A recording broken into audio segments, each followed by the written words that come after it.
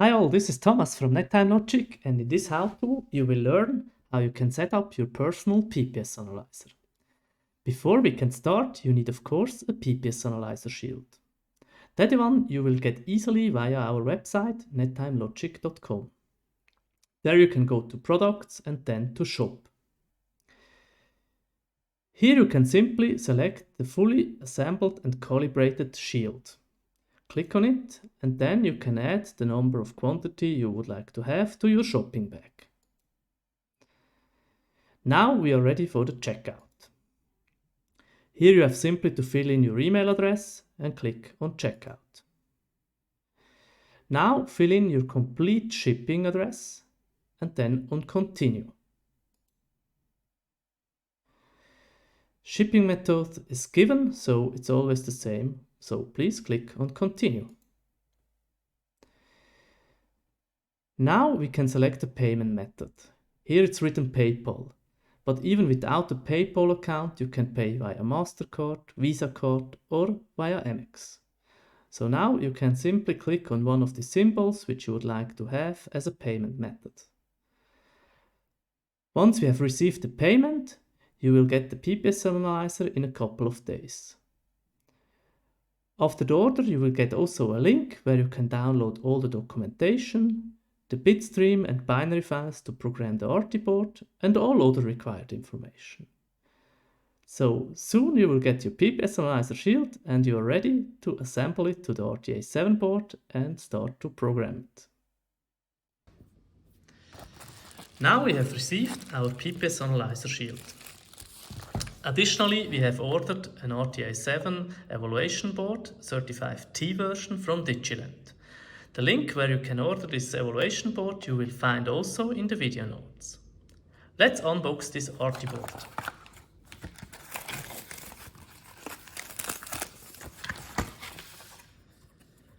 As you can see here on the label, it's the 35T FPGA. This is the size of the FPGA.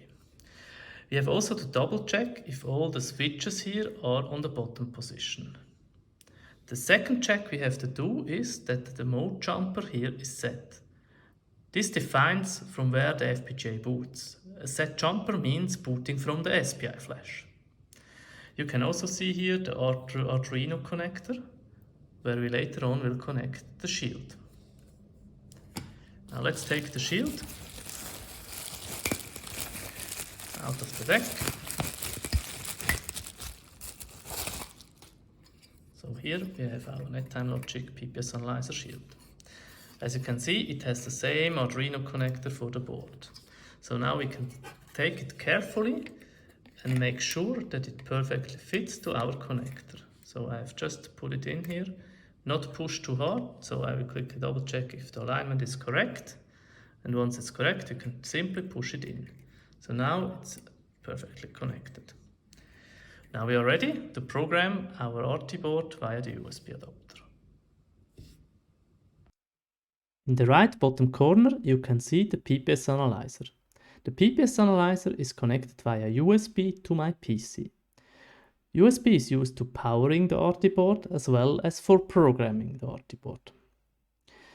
Via email you should have received all the information where you can download the required files to program the PPS Analyzer and work later on with it. This is the Universal PPS Analyzer.zip file.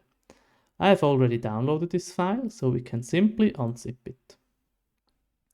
In this folder there are a couple of subfolders for the documentation, the bitstream, as well as for the executable which you can later on run on your PC. Now we can go to Vivado. I'm using here Vivado 2019.1, but you can also use any Vivado Lab edition to program the Arty board. This is fully sufficient. Now we can open the hardware manager. Once the hardware manager is open, we can select Open Target and Auto Connect. Now it should already detect our FPGA target device. So here you can see an Arty A7-35T device which is currently not programmed. We add now the configuration memory device, which is our quad SPI flash. Now we have to select the correct SPI flash. So I start typing here 25 and then I scroll a bit down. It's the FL128, so the one with the alias in. And then I click on OK. Now it directly asks me to program the new configuration memory device and I click on OK. Now we have to select the correct configuration file. In the folder bitstream, the one which you have downloaded, you can find the PPS Analyzer top.bin. The binary file is the one which is used to program the SPI flash. Simply select it and click on OK. In the first step, we will erase the flash, program it, and do a verification at the end. This takes now a couple of seconds. As you can see in the video, there is nothing happening on the Arty board, so all LEDs are still stable, there is nothing blinking, so we are simply in the programming phase.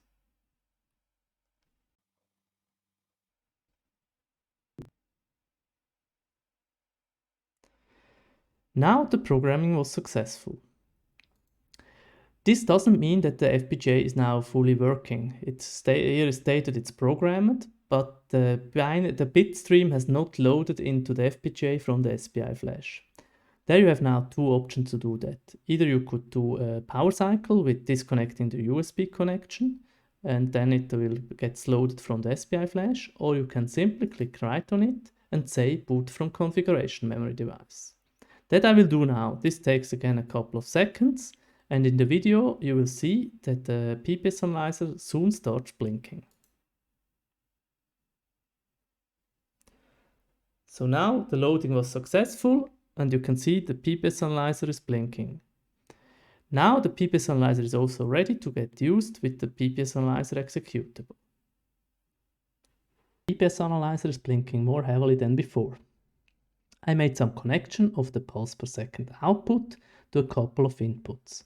This is now a quite ideal case where I'm using my own clock, which is not drifting as inputs again, so you will not see drifting away pulse per seconds, but for illustration purpose, this is sufficient. It's also not really a use case. In a real use case, you are usually connecting the reference input to a reference and compare all the other pulse per seconds to this reference. Good. Now we can go back to our Universal PPS Analyzer folder where we have the documentation folder, bitstream folder and the GUI tool folder. In the documentation you will also find many helpful information and also stuff which I will explain later on in this video. Let's go now to the GUI. You can start here the PPS Analyzer, and as you can see it has already opened here the GUI and detected a couple of COM ports. The GUI allows also to have multiple PPS analyzers visualized in the same GUI. So I could select all of them if they are all PPS analyzers and then visualize all the pulse per seconds in the same GUI. So this would allow to cascade PPS analyzers and have up to even 16 or 24 pulse per seconds in the same GUI view. Alternatively, you could also get a connection via Ethernet. This has a quite nice feature that it allows to have multiple users on the same PPS analyzer. So the PPS analyzer is then broadcasting frames and you could open the PPS analyzer GUI on several PCs.